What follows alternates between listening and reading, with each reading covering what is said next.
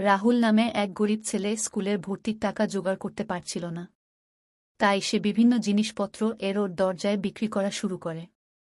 তার এমনই দুর্ভাগ্য যে একদিন তার একটিও জিনিস বিক্রি হল না। আবার এইদিকে তার প্রচণ্ড খিদে পেয়ে গেছে। সে ঠিক করে এবার সে যেই দরজায় যাবে তাদের বলবে তারা জিনিস না কিনলেও তারা যেন তাকে এক মুঠো খাবার দেয়।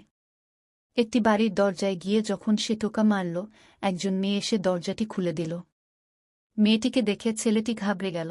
সে খাবার চাওয়ার পরিবর্তে এক গ্লাস জল চেয়ে বসল। মেয়েটি বুঝল ছেলেটি ক্ষুধার্ত, তাই সে একটি বড় গ্লাসে ভর্তি দুধ এবং অন্য গ্লাসে জল নিয়ে আসে। ছেলেটি কিছু না বলে মেয়েটির হাত থেকে দুধের গ্লাসটি নিয়ে ধীরে ধীরে পান করে। কত টাকা দিব? ছেলেটি মেয়েটিকে জিজ্ঞাসা করল। টাকা? কিসের টাকা? মেয়েটি প্রত্যুত্তরে বলল, মা আমাকে শিখিয়েছেন যদি কখনো কারো সেবা করার সুযোগ হয় তাহলে সেবা করতে হয় এবং বিনিময়ে তার কাছ থেকে কোনো অর্থ নেওয়া যায় না।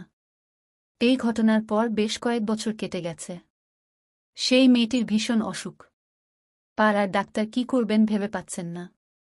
শেষে বাধ্য হয়ে কোনো বড় হসপিটালে মেয়েটিকে ভর্তি করানোর পরামর্শ দেন তিনি। বাধ্য হয়েই মেয়েটির পরিবার তাকে একটি বড় হসপিটালে ভর্তি করায়। বিশেষজ্ঞ ডাক্তার হাবার্ট কেল্লিকে রোগীকে পরীক্ষা করার জন্য ডাকা হল। যখন তাকে মেয়েটির নাম বলা হলো তার নিজের অজান্তেই তার চোখে কেমন যেন একটা চমক খেলে গেল। তিনি তাড়াতাড়ি নিজের কেবিন থেকে বেরিয়ে সেই মেয়েটির বেডের কাছে গেলেন। মেয়েটিকে দেখে তিনি প্রথমবারেই চিনতে পারলেন।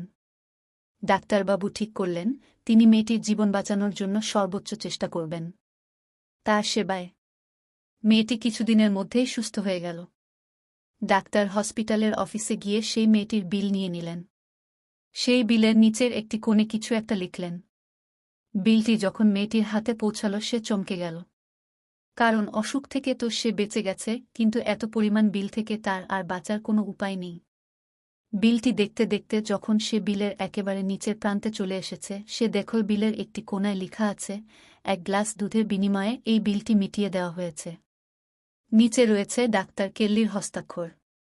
খুশিতে নিজের অজান্তেই সেই মেয়েটির চোখ দিয়ে দুফোঁটা জল বিলটির উপর পড়ল। মেয়েটি তার দুটি হাত উপরে তুলে দিয়ে বলল, হে ঈশ্বর, আপনাকে অসংখ্য ধন্যবাদ। আপনার ভালোবাসা মানুষের হৃদয় এবং হাতের মাধ্যমে পৃথিবীর সর্বত্র পৌঁছে গেছে। শিক্ষণীয় কথা। এই শিক্ষণীয় গল্পটি থেকে একটি কথাই উঠে আসে, আর সেটি হল মানবতা।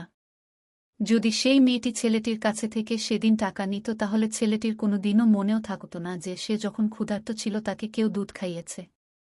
উদাহরণস্বরূপ আপনি নিজেকেই ধরুন না, আপনি অনেক ব্যাগ নিয়ে রাস্তা দিয়ে হেঁটে যাচ্ছেন, হঠাৎ কেউ এসে আপনাকে সাহায্য করল।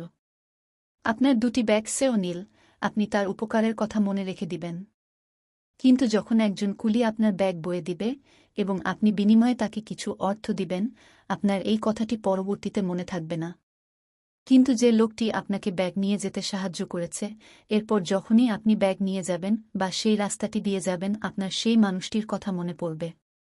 সুতরাং সবকিছু অর্থ দিয়ে কেনা যায় না, আর অর্থ দিয়ে কেনা সামগ্রীর কথা মনেও থাকে না।